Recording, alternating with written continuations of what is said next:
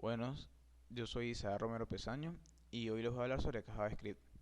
Empecemos viendo qué es JavaScript. Bueno, JavaScript es un lenguaje de programación o de secuencias de comandos que te permite implementar funciones complejas en páginas web. Cada vez que una página web hace algo más que sentarse allí y mostrar información estática para que la veas, como por ejemplo mostrar oportunas actualizaciones de contenido, mapas interactivos, animaciones de gráficos 2D o 3D, desplazamiento de máquinas reproductoras de video, etc., puedes apostar que probablemente JavaScript esté involucrado en algunas de estas acciones. Vamos a ver algunas de las formas de aplicar código JavaScript a una página web. Existen dos formas de aplicar código JavaScript a una página web. La primera forma es insertar el código JavaScript en el HTML directamente. Puedes hacerlo utilizando las etiquetas de JavaScript, las etiquetas de script, y envolver todo el código entre estas dos etiquetas. Este código se puede agregar en dos lugares, en las etiquetas de head y en las etiquetas de body. ¿Cuál es la diferencia? Bueno, que en las etiquetas de head el código JavaScript cargará de primero, lo que puede ocasionar que si la conexión es muy lenta del cliente, la página demore un poco más en cargar, pero el código se verá un poco más estético. Y si lo colocas entre las etiquetas de body, pues el código se verá un poco más desordenado y dificultará un poco más su lectura, pero la página puede cargar un poco más rápido. Veamos un ejemplo. En este caso hay un código HTML normal, común y corriente, y en la parte del head colocamos las etiquetas de script, y entre ellas colocamos todo el código de JavaScript, en el cual solamente colocamos una variable que guarda la hora y la imprime en pantalla cada segundo. Ahora veamos la segunda forma de insertar JavaScript. Bueno, la segunda forma es crear un código de JavaScript aparte y luego vincularlo al código de HTML y colocar la dirección. Vamos a ver un ejemplo. En este caso sería la etiqueta script, colocar el atributo CRC y agregar el valor de la dirección del código del documento de JavaScript. Y con eso ya estarían vinculados. Ahora veamos los tipos de datos en JavaScript. Bueno, JavaScript es un lenguaje de tipado débil o dinámico. Eso significa que no es necesario declarar el tipo de variable antes de usarla. Existen 8 tipos de caracteres. El primero sería las variables tipo string, cadenas de texto, que son cadenas de texto. Las variables number, que son valores numéricos. En JavaScript no existen los enteros y los flotantes, solamente números y ya. Las variables booleanas, que representan una entidad lógica que puede tener dos valores, true o false. Las variables nulo, que simplemente representan un valor de no valor. Las undefinite, que es el valor por defecto de las variables, que estas definen que no tiene ningún valor la variable. Las variables tipo symbol, que es un tipo de datos cuyos valores son únicos e inmutables. Dichos valores pueden ser utilizados como identificadores claves de las propiedades de los objetos. Y la variable de objeto, que es un valor en memoria al que podemos acceder por un identificador. Ahora veamos la definición de variables y constantes. Bueno, en programación las variables son espacios donde se puede guardar información y asociarla a un determinado nombre. De esta forma, cada vez que se consulte ese nombre, posteriormente te devolverá la información que contiene. La primera vez que se realiza este paso se suele llamar inicializar una variable. En este caso, simplemente para inicializar una variable, lo que hay que hacer es colocar la palabra clave var seguida del nombre de la variable que queramos y cerrarla con punto y coma. En este caso solamente definimos la variable, pero no tiene ningún valor, por lo que si la usamos más adelante, su valor sería undefined. Y si queremos que esta variable tenga alguna función y tenga un valor como tal, se coloca la palabra clave var seguida del nombre de la variable y se puede colocar el símbolo de igual seguida del valor que se quiera. En este caso pues se le colocó el número 0, pero podría ser tanto una cadena de texto como un número. Las constantes, bueno, las constantes son como unas variables que tienen un valor específico y que no puede redeclararse, no se puede actualizar. Por lo que una vez que se le asigna un valor, no lo podemos cambiar más adelante. Para asignar una constante, lo que hay que hacer es colocar la palabra clave const, seguida del nombre de la constante con los iguales y colocar el valor que le queramos añadir. En este caso, pues, la constante es no name y se le colocó el valor de mans. Veamos ahora qué son las estructuras condicionales. Bueno, las estructuras de control son usadas para colocar el flujo del programa dividiéndose en condiciones o selectivas, y estas pueden ser simples, dobles y múltiples. En este caso vamos a ver una estructura condicional simple. Aquí definimos simplemente la variable x, que es igual a 33, y se coloca la palabra clave de if, que significa sí, seguida de dos paréntesis en los que se coloca la condición que se debe cumplir, que en este caso es que si x es igual a 33, va a ejecutar el código que esté entre las llaves a continuación. En este caso, si la variable es igual a 33, pues lo único que hará es cambiar su valor a 55. Y como se cumple la condición en este caso, justamente, pues la variable al final valdrá 55. Ese sería otro tipo de condicional doble, en la que se coloca la condición con la palabra clave if, que es que si x es mayor o igual a 100, va a emitir un mensaje en pantalla que dice mayor o igual de 100. Pero esta nueva palabra clave que se llama else, que sería si no, se ejecuta si si la primera condición no se cumple. En este caso, x vale 80, por lo que 80 es menor que 100. Y aquí en este caso la condición está diciendo que si es mayor, por lo que como no se cumple, entonces emitirá este mensaje. Es menor que 100. Ahora veamos la última, que son las múltiples, las condicionales múltiples. En este caso, se coloca la condicional normal y está evaluando si el x es mayor o igual a 100. Y como vimos anteriormente, la palabra else es que si no se cumple la anterior, pues reproducirá esta. Pero si le agregamos la palabra clave if, o sea, sería else if, podemos añadir otra condicional para que no se ejecute automáticamente si la primera no se cumple, si no se cumple la anterior, entonces que evalúe a ver si se cumple esta, que en este caso es que si x es mayor o igual a 0, ejecuta este código. Si no, pasa a la siguiente, que se puede colocar otro else, para que sea una estructura condicional encadenada. Entonces, en este caso justamente como x vale menos 80 es mayor o igual a 100, no, pasa a la siguiente. Menos 80 es mayor o igual a 0, no, pasa a la siguiente. Entonces, como no es ni mayor o igual a 100 ni mayor o igual a 0, en este caso se ejecutaría el mensaje de el valor es negativo. Ahora veamos otro tipo de estructura condicional. En este caso sería la palabra clave switch, la cual lo que hace es evaluar el valor de una variable y tener una lista. Y a continuación tiene una lista en la cual si el valor de la variable coincide con alguno de la lista, pues ejecuta lo que esté en esa lista. En este caso, pues la variable día tiene una cadena de texto que es miércoles. Y entonces en el switch, cuando se coloca la variable, ella va a analizar si en estos casos, en la palabra de los case, los valores que están en los case coinciden con algunas de las variables. En este caso, cada uno tiene un día de la semana: lunes, martes, miércoles, jueves, viernes, sábado y domingo. En este caso, como coincide con miércoles, lo que hace es analizarla y buscar dónde está miércoles.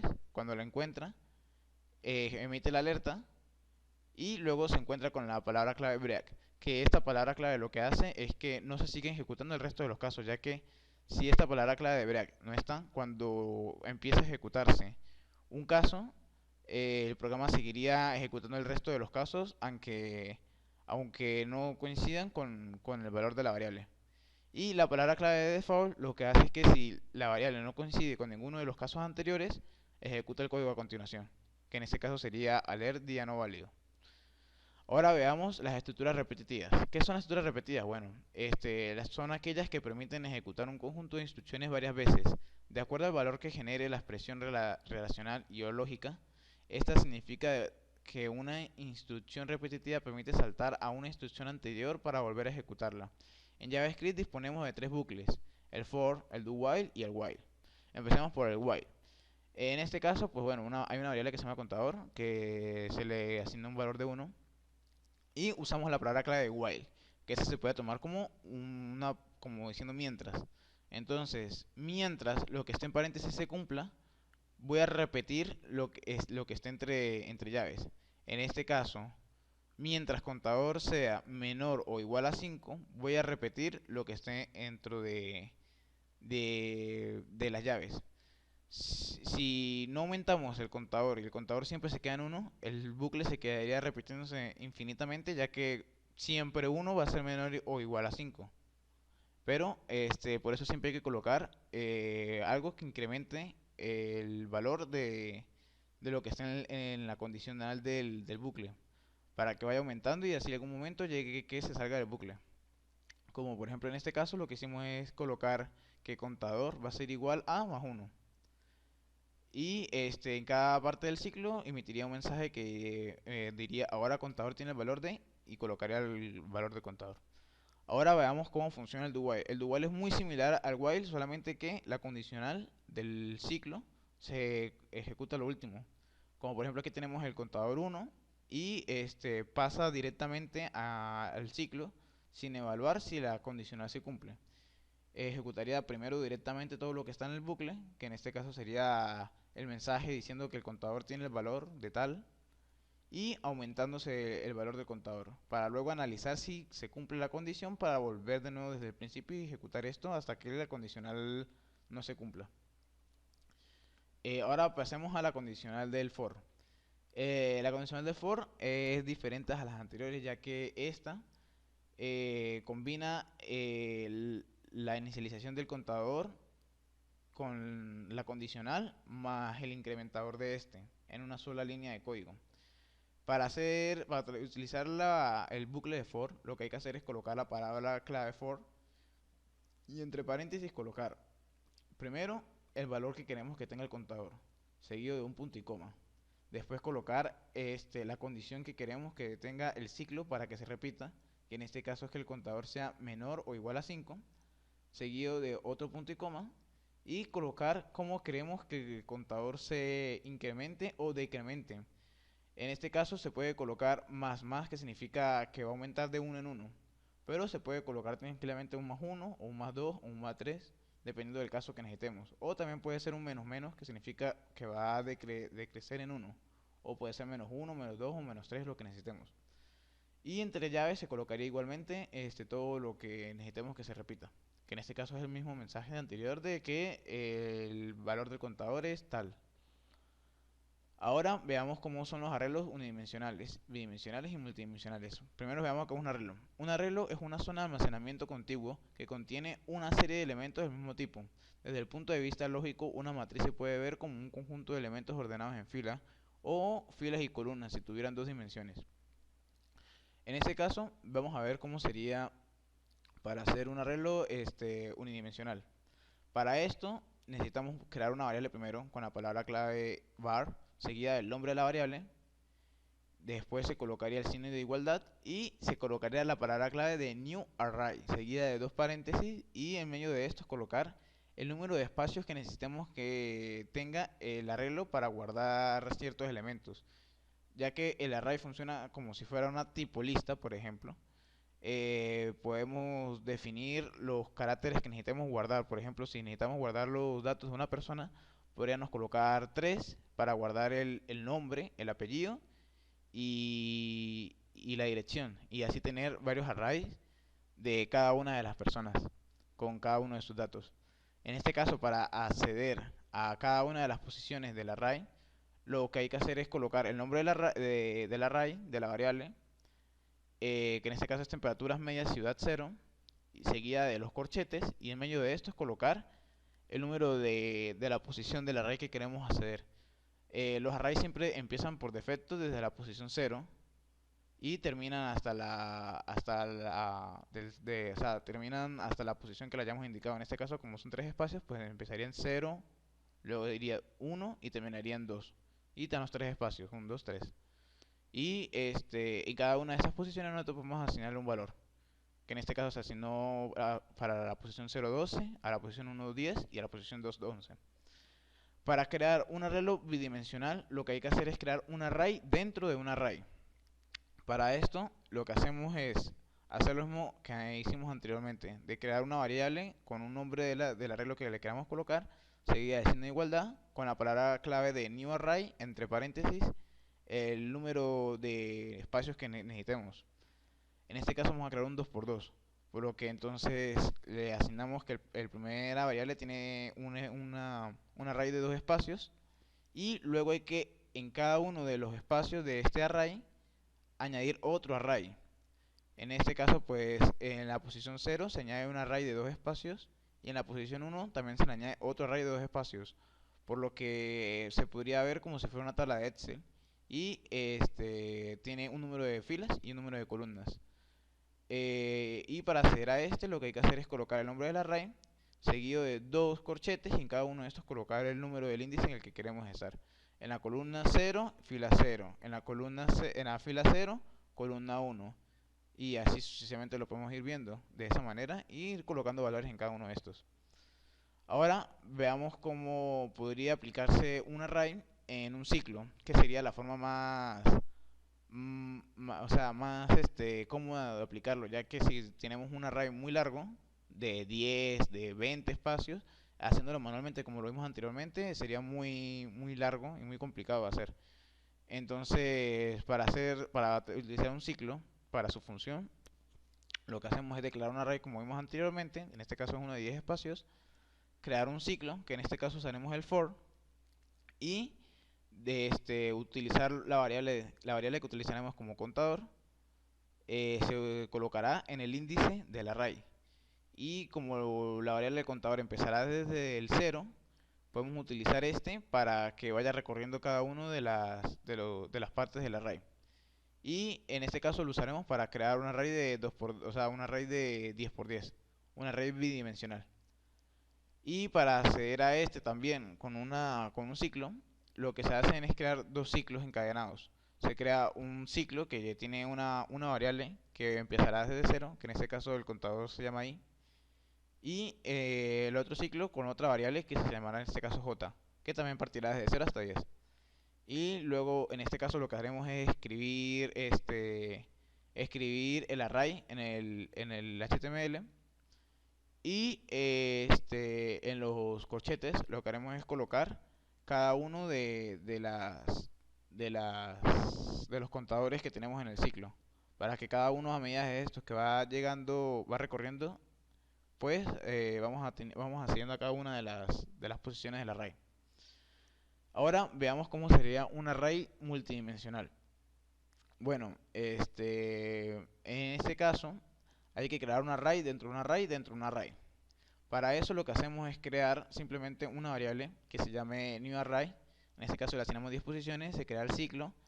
Y esta propiedad que ven aquí de .leg es para que determine directamente qué tan largo, cuántas posiciones tiene el array sin tener que ponerlas, pues. Ya que si no sabemos de repente cuántas posiciones tiene, pues podemos usar esta propiedad. O simplemente, pues, si queremos usarla en vez de colocar el número que sabemos. Ajá. Después de esto, lo que hacemos es colocar dentro el array que tenemos ya y introducir otro array más, como se puede ver aquí. En este caso está comentado, pero claro, lo haríamos sin comentarlo. Después, lo que haremos es volver a recorrer todo el array colocando un contador que se llama i y que va a recorrer hasta la longitud completa del array, que en este caso son 10, con otro ciclo, que en este caso va a llevar el contador de j, que va a recorrer también las 10 posiciones del array de i y que va a ir incrementando. Para luego colocar en el array entre corchetes cada una de las posiciones y introducir otro array más. Y así tenemos un array de 10 por 10 por 10, que sería ya un array tridimensional, que lo podemos ver como si fuera una caja que tuviera celdas en su interior. Entonces cada una de las posiciones, uno es la altura, otro es la anchura y el otro es la profundidad. Y así podemos ir accediendo a cada uno de los datos. Como vemos aquí a continuación, si queríamos acceder, se tendrían que hacer 3 ciclos, cada uno de estos con una letra. Y para poder utilizarlo habría que colocar 3 corchetes, con cada uno de estos con un índice. En este caso pues usaremos las variables. Ahora veamos qué son los objetos. En JavaScript un objeto es una entidad independiente con propiedades y tipos. Compáralo con una taza, por ejemplo. Una taza es un objeto con propiedades. Una taza tiene un color, un diseño, un peso, un material del que está hecha etcétera. Del mismo modo, los objetos de JavaScript pueden tener propiedades que definan sus características. Por ejemplo, aquí para crear un objeto, lo que hay que hacer es crear una variable normal común y corriente, con la palabra clave var, seguida del nombre que le queramos asignar. En este caso colocamos el nombre de la variable que se llama mi carro, my car. Y se coloca un signo de igualdad. Y para crear el objeto con todas sus propiedades, lo que hay que hacer es colocar una llave y dentro de ellas ir colocando el nombre de cada propiedad seguida de dos puntos y el valor. Cada una de estas seguida de comas para separarlas. En este caso pues se coloca la marca, el valor es Ford, coma, modelo, el valor que es Mustang, coma, año que es 1969. Se cierran las llaves y así se crea el objeto. Aquí podemos ver otro ejemplo de otro objeto, el cual es un poco más complicado ya que este contiene métodos. Los métodos son como las acciones que puede hacer el objeto. En este caso pues se creó un objeto llamado persona, el cual contiene las propiedades de nombre y este contiene dos nombres. El de eso se puede ver como si fuera un arreglo. Entonces está el nombre en la posición 1, que es bot, y el nombre en la posición 2, que es Smith. Seguida de la propiedad de edad, que es 32, género masculino, intereses, música o esquí, que es otro arreglo. Se puede acceder a cualquiera de las dos.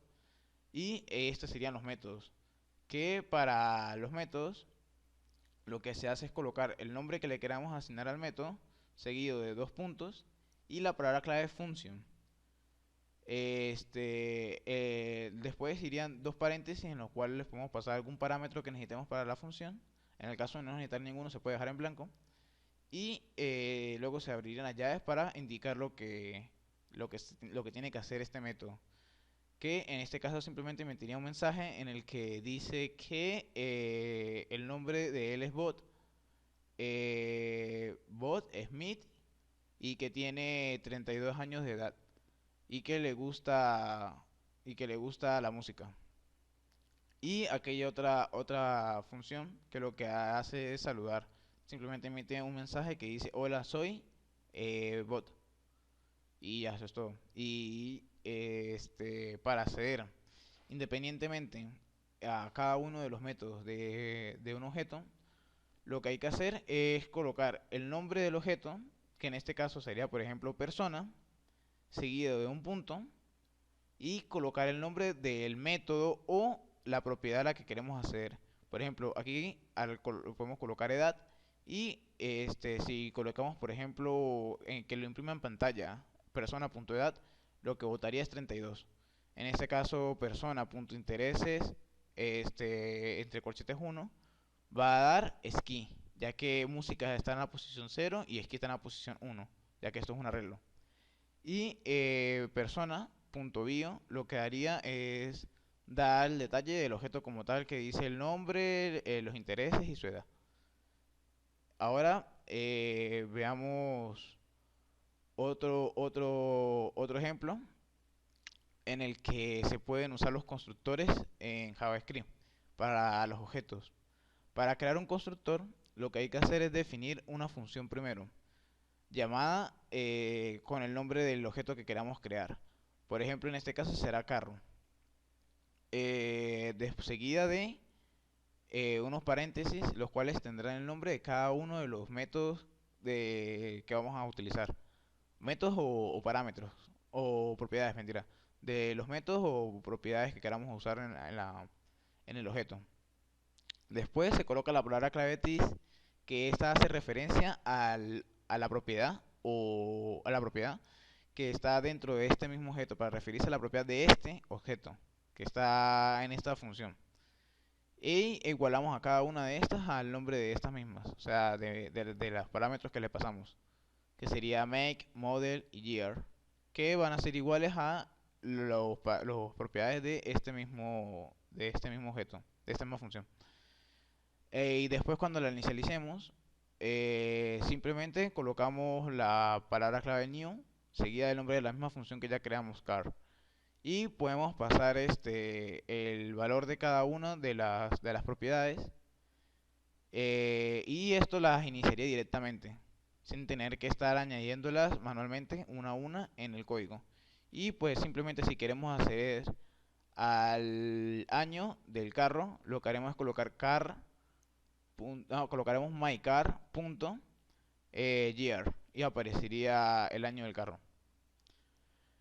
Ahora veamos cómo sería la manipulación del DOM en JavaScript. En JavaScript podemos manipular los documentos del HTML. Aquí hay varias propiedades con las que podemos interactuar con este. Estas propiedades se usan para seleccionar las etiquetas del código de HTML. La primera sería document.getElementBid. Esta propiedad lo que hace es permitirnos obtener un elemento del DOM a través de su ID. Retorna un único nodo del HTML porque solo en una página cada ID debe ser único. Es decir, no puede haber más de un elemento con el mismo ID. Entonces, para nosotros seleccionar un elemento del código HTML por ID, lo que hacemos es colocar document.getElementBid, así como aparece aquí, seguido de un paréntesis y entre comillas se colocaría el nombre de la ID que queremos seleccionar. Otro sería document.getElementBidTagName, que esto lo que hace es seleccionar las etiquetas por el nombre de estas, ya sea P, span, H1. Otro método sería el document.getElementBidClassName, que esto lo que hace es seleccionar una etiqueta por su nombre de clase, que para utilizarla simplemente se escribe así, document.getElementBidClassName, y entre paréntesis y comillas se coloca el nombre de la clase, que en este caso es container.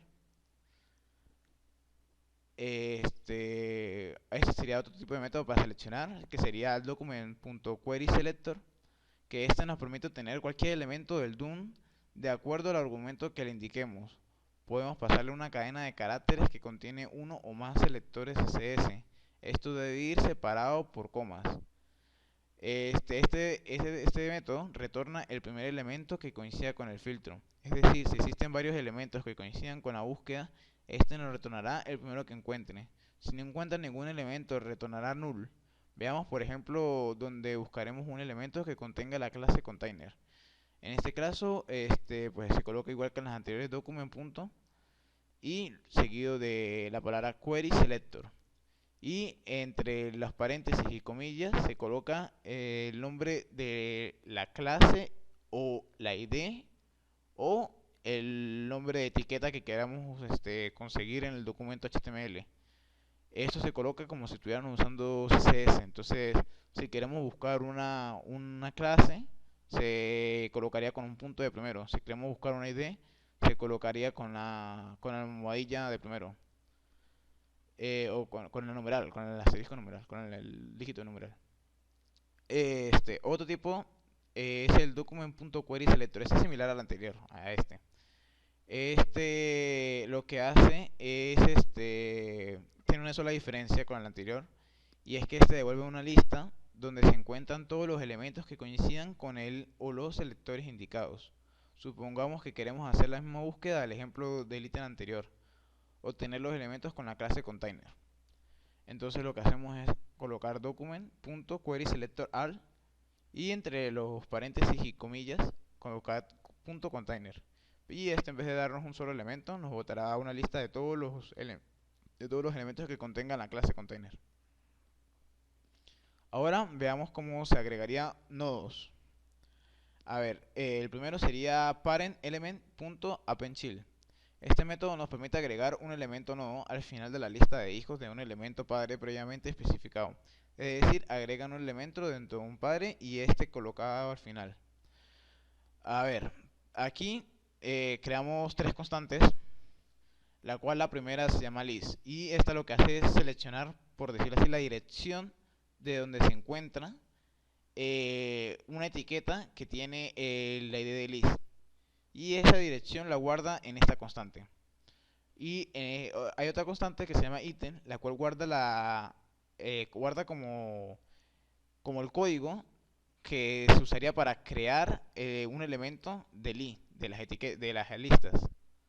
Y simplemente este ítem se quedaría como lo que se necesitaría para crearlo, pero en memoria. No, esto no se crearía directamente, sino simplemente es como lo que se usaría para crearlo, pero está en memoria, más nada. En este caso sería otra constante que se llama texto, la cual es igual como la anterior, pero en vez de crear una etiqueta, lo que crearía es simplemente un texto, que diría ítem 1 y guardaría simplemente un texto. Ahora, estas variables tienen cada uno, este tiene una dirección, este tiene lo que, como, o sea, las etiquetas, pero no la ha creado como tal, y este contiene un texto simplemente. Para poder usar esto, tendríamos que combinarlas. Combinar el texto dentro de la etiqueta y esta etiqueta meterla en la dirección. Para eso lo que haríamos es colocar la palabra de item.appendchild y entre paréntesis se coloca lo que necesitemos añadir al ítem. Bueno, el ítem no, al bueno, sí, lo que necesitaremos añadir al ítem que estamos seleccionando al principio. En este caso vamos a añadir al elemento li la palabra ítem 1. Y luego lo que haremos es colocar este ítem al final de los hijos de la etiqueta que tiene la ID de list. Entonces seleccionamos la variable, la constante que tiene la dirección de esa etiqueta, list, y colocamos la palabra appendchild seguida de los paréntesis y el ítem que vamos a meter, que en este caso es un etiqueta list que contiene ya el texto que lo metimos anteriormente. A ver, en este caso vamos a ver la propiedad de parentElement.append. Este método es una evolución del appendChild donde podemos agregar más de un nodo, cosa que no nos podemos hacer en el método anterior. Podemos agregar texto. A ver, aquí hacemos algo similar al anterior. Creamos una constante que se llama container, que contiene la dirección de una clase que se llama container, que está dentro de un UL.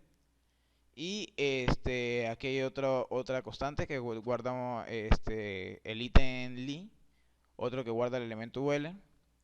Y con el ítem append, o sea, con el append, lo que hacemos es agregar el ítem que queremos agregarle, al que queremos agregarle el subítem. Y le podemos agregar directamente el texto sin necesidad de agregarlo antes aparte. Entonces, seguido de append, lo que hacemos es agregar paréntesis. Podemos agregar el texto de primero entre comillas, se agrega el elemento que le queramos añadir, seguido de el elemento que lo continuará, que en este caso sería un UL, separado por una coma. Y luego lo único que se hace es agarrar y pues lo añadimos dentro del container. La dirección del container está guardada en esta constante y pues simplemente lo que hacemos es colocar el append y seleccionar lo que queremos añadir al final, que en este caso es ítem, la constante ítem. A ver, ahora vamos a ver cómo sería cómo sería la propiedad de parentElement insert before. Este método permite insertar o agregar un nodo antes del nodo que pasemos de referencia y que pertenece al padre del que estamos accediendo a dicho método. En este caso hacemos lo mismo que los anteriores, seleccionamos una clase que se llama container, otra clase que se llama contacto y tenemos dos constantes que guardan una guarda un elemento y otra guarda un texto. Y lo que hacemos aquí es hacer referencia a la constante newItem y le agregamos el texto, que sería blog, al li. Tenemos ya la etiqueta li con el texto blog en medio y lo que hacemos luego es insertar el elemento al padre, lo insertaremos al elemento de la clase contacto.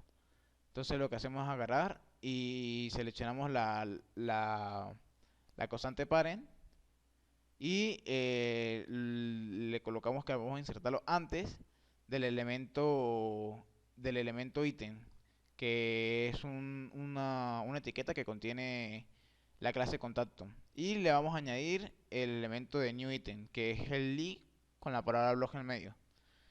Ahora veamos cómo funciona la propiedad element_in.innerHTML.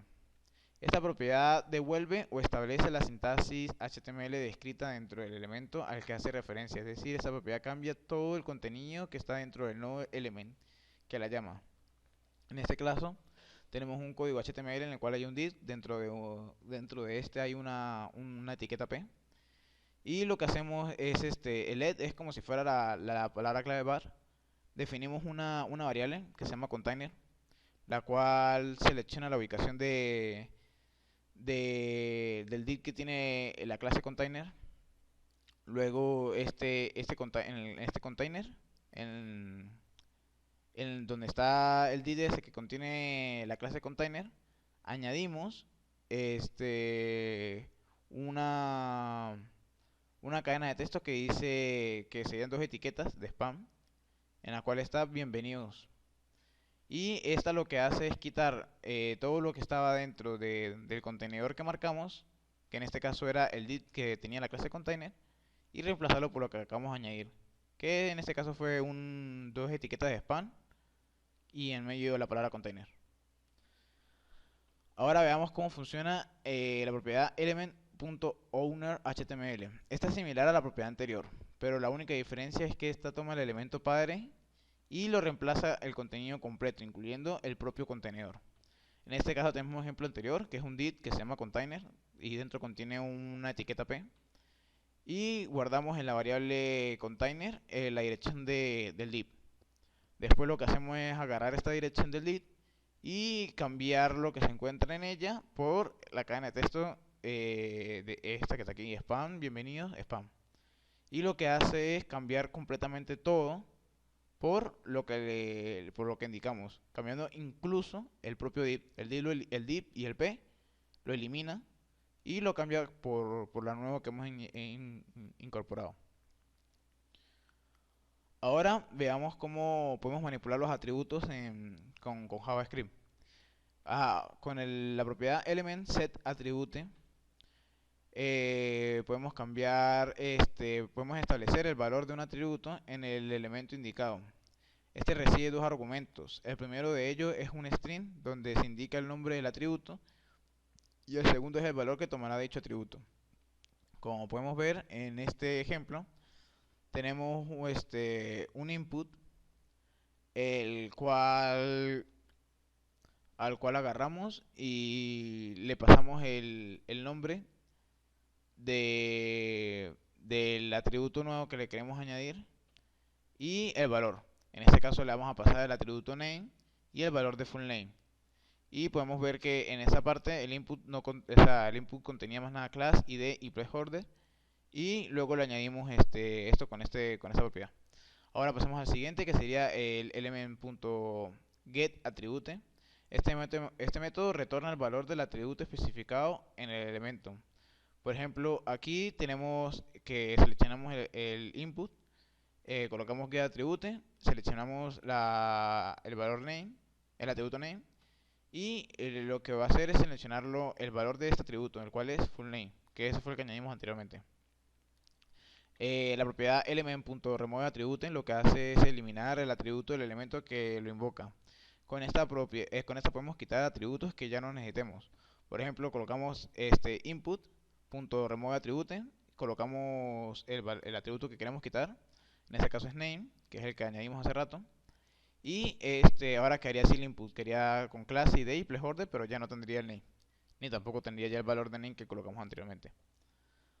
Ahora veamos por último cómo se remueven los elementos. Para remover un elemento podemos usar una de esas propiedades. La primera sería parent remove child. Este método elimina el nodo hijo del DOM y lo... Ya, sin querer lo pasé. A ver, este método elimina el nodo hijo del DOM y lo retorna. En este caso tenemos esta parte del código, que sería did con una clase y con p y span. Y lo que hacemos es agarrar y guardar en una constante la dirección de la clase que tiene que tiene parent, y guardar en la otra la selección de donde está la clase p-child.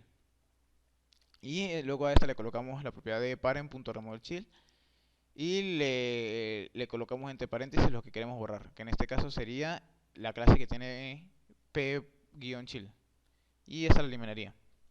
La otra sería la propiedad nodo de remove, que esta es una mejora del método anterior.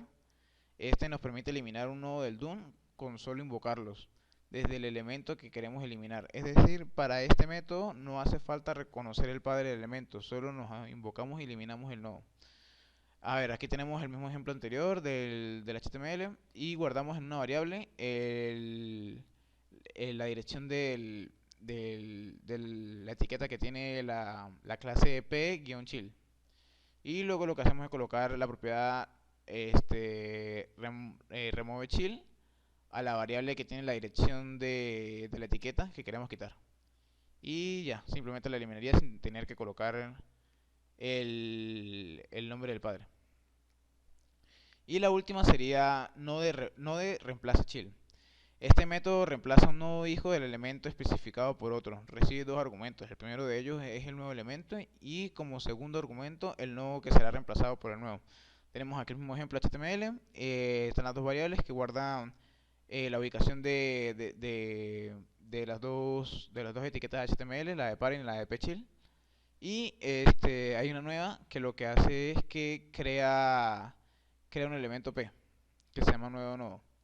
Entonces luego en el elemento P que estamos creando añadimos un texto que sería soy un nuevo nodo y en la variable que guardó la etiqueta que contiene la clase de parent, lo que hacemos es reemplazar su hijo por el nuevo atributo P que hemos creado y lo reemplazamos por el P que existía anteriormente, que tenía la clase de pchild. Y esos son los dos datos que pasamos y con eso lo reemplazaríamos. Eso fue todo. Espero que hayan entendido y muchas gracias.